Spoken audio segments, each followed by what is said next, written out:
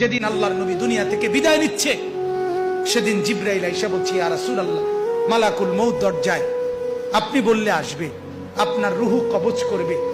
আল্লাহর নবী বলেন, আল্লাহকে জিজ্ঞেস করো জিবরাইল, আমি যদি আমার আল্লাহর কাছে যাই, আমার উম্মতের সাথে আমার আল্লাহ কি আচরণ করবেন, ওটা বলো, তারপরে আমি যাব।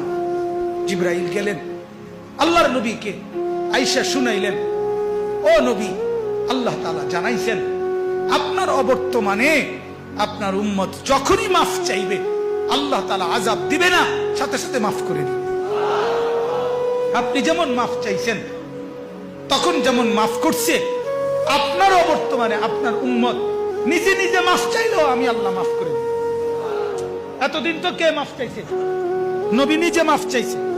এখন তো আপনি না থাকলেও আমি ওয়াদা দিলাম, আপনার উম্মত যদি নিজে নিজেও মাফ চায়, আমি মাফ করে দিই। নবী বললেন, তাহলে জিবরাইল, মালাকুল মউতকে বলো আমার জান কবজ করতে। তাহলে সারাটা জীবন তিনি ভাবলেন উম্মতের কথা।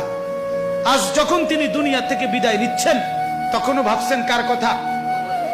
নবীজি সাল্লাল্লাহু আলাইহি সাল্লাম যখন ইসরাফিল সিংহা ফু দিবে, দ্বিতীয় ফু, সবাইকে যখন হাসরের ময়দানে উঠানো হবে, তখন প্রথম উঠানো হবে আমাদের নবীকে।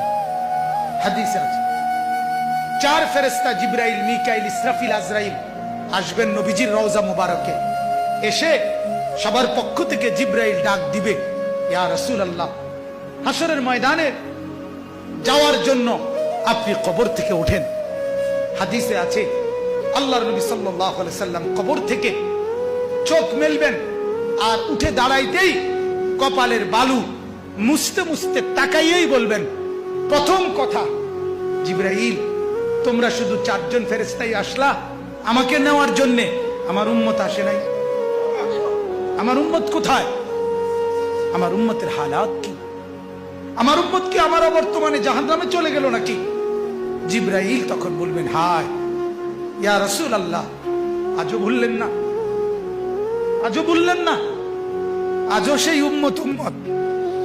যাওয়ার দিনও বললেন, দুনিয়ায় থাকতেও বললেন, আজও বললেন।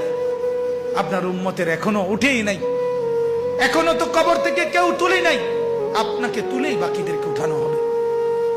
আল্লাহ নবী বললেন, তাইলে চলো, তাইলে ঠিক আছে, চলো হাসরের মাঠে। হাসরের মাঠে যাবেন সমস্ত নবী, আদম থেকে ঈসা এবং উনাদের উম্মত কিয়ামত পর্যন্ত। আমি সংক্ষেপে বলতেছি, সমস্ত নবীর উম্মত, নবীরা শুধু এক কথা বলবেন হাসরের ময়দানে, ইয়া রব্বি নাফসি।